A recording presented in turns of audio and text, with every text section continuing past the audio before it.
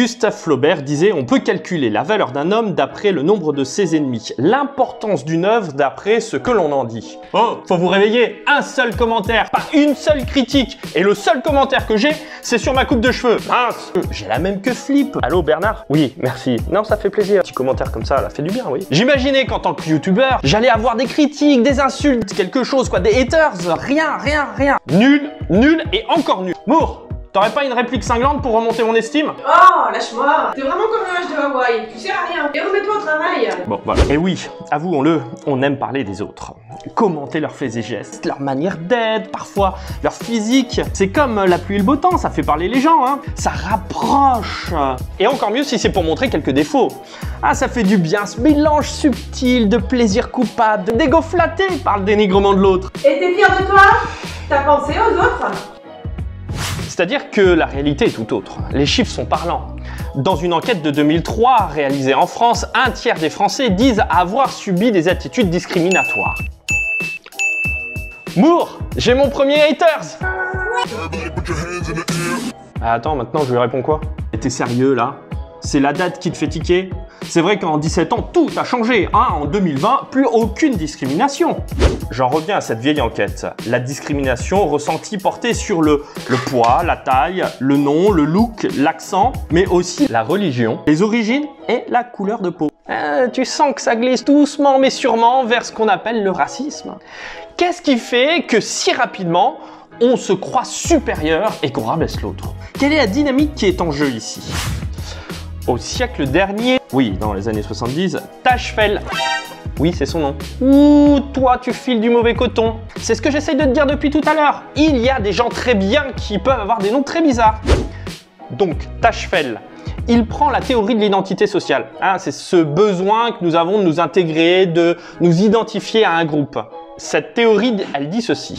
Tu es motivé à choisir des groupes, des identités sociales qui séparent clairement des autres groupes.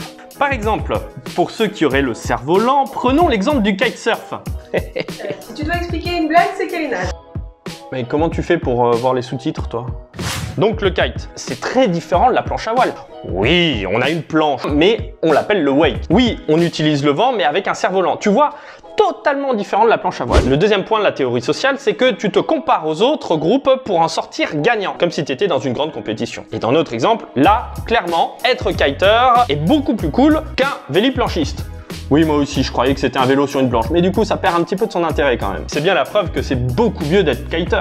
Le troisième point, c'est que les autres groupes sont toujours la cause des problèmes qu'on rencontre. Donc on évite le contact avec eux, bien entendu. Ai-je vraiment besoin de faire la démonstration? Bon, sans véliplanchiste, plus de délinquance pour les spots, ils ne piqueraient pas la place, plus de chômage à attendre son tour, et surtout, plus de mauvais exemples pour les générations futures. Marre de cette racaille de véliplanchistes. S'ils ne sont pas contents, ils ont qu'à retourner chez eux. Tu vois le processus? Séparation, comparaison, dénigrement. Et le problème, c'est que ça s'applique partout. Pas seulement à ceux qui ont le cerveau lent.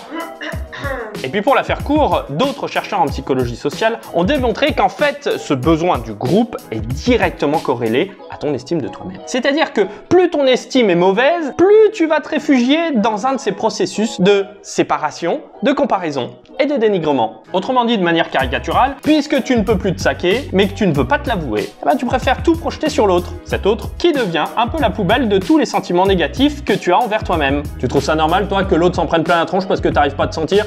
En fait, ton discours est assez révélateur quand tu critiques. Schématiquement, tu pointes du doigt, tu critiques ce que tu as peur d'être. La Bible n'a pas attendu les psychologues pour nous interpeller sur ce sujet. Comment peux-tu dire à ton frère, laisse-moi ôter la paille de ton œil, alors que dans ton œil, il y a une poutre. Ne jugez pas, afin de ne pas être jugé. Car c'est avec le jugement par lequel vous jugez qu'on vous jugera.